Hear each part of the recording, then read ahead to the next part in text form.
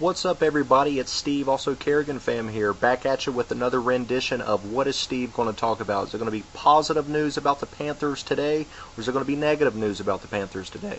And with the win that we won today, it's going to be great, a great video, which leads to this. What should the title be to this video? Should it be Bittersweet Revenge, The Double Trouble Show?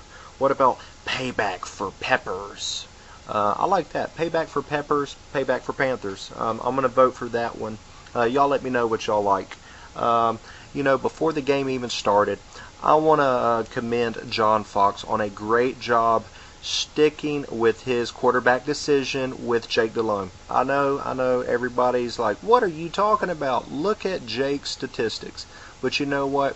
John Fox, if you look at this, you talk about if we're really going to make a push for anything that is going to be worthy of savoring the season, this was great to build our confidence, to really get Jake Delhomme to face his fears against this game. This was going to be the last game. If he would have had one interception and we would have lost, that would have been the last you heard of Jake Delhomme.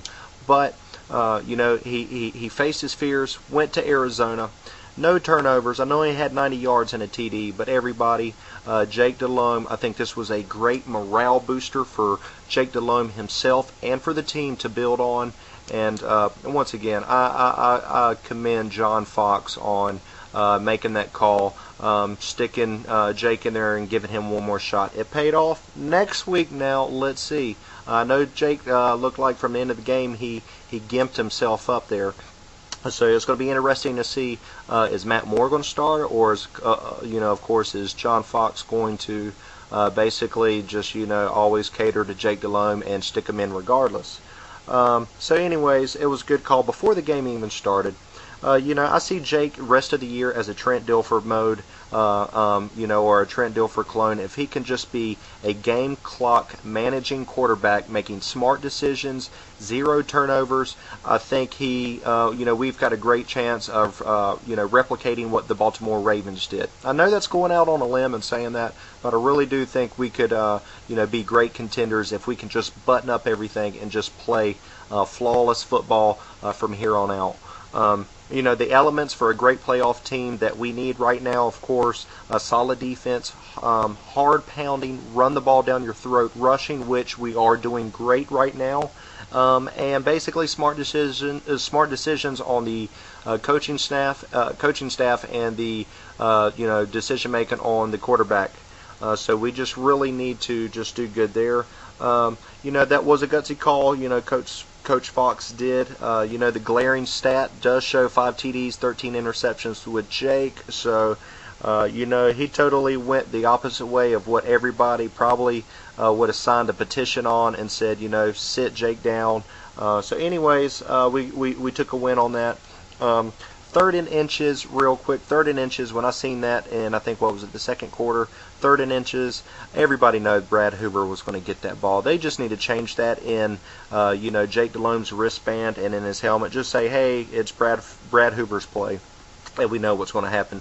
Speaking of Brad Hoover, unfortunately, I seen that he did get hurt, and I really don't, want that to be a season-ending injury there. We really need Brad Hoover. Yeah, he's great for that 3rd and inches play, but he is also a phenomenal blocker and does a lot for the running backs. So I don't know if, the second-string fullback can come in from Syracuse and do the same thing. We'll see if Mr. Tony can step up to the plate. First TD Arizona allowed in the first quarter, and it was against Carolina, so that was a great job that, we scored a TD on Arizona, which they have kept everybody out of the end zone for the first quarter. That was great. Real quick, Reese Lloyd, everybody. I don't know if Reese Lloyd is even half of what he was last year. I know that the commentator, Chris Meyer, says that he's hitting 70% of his kicks that are touchbacks. I just don't see, I know because we're probably horrible from last year, but Reese Lloyd doesn't seem like all of his kicks, he's lost some leg power there. They're not getting there like they used to. Can Baker and Casey not do the same job, and we could have now probably just, picked up another defensive tackle instead of Reese Lloyd. However, that Reese Lloyd TD defending play there when he almost ran it back, Reese Lloyd was the guy That was the last line of defense and tackled the guy out of bounds. So I do applaud him on that. I just don't think his spot is worth. He's worth a roster spot there. Special teams 120% better than what you have been playing. Could be better. You had some hellacious hits there. Just that one play that almost ran back for a TD that Reese saved. So that was the only flaw that I've seen in the special teams. Here's the best play call of the year. Jeff Davidson to Mr. Steve Smith Smitty. That smoke and go on the side where he had everybody fooled. Steve Smith looked like Scotty Nguyen at the World Series poker table doing that bluff there where he even had me sold. He had everybody sold. I know y'all were probably just amazed when you seen that, how that guy bit on that play so hard. Steve, I know you ought to probably play poker on the side. How you played that, you bluffed that well. So once again, good job on that. Kurt and Jake, quarterback comparison, both eerily similar.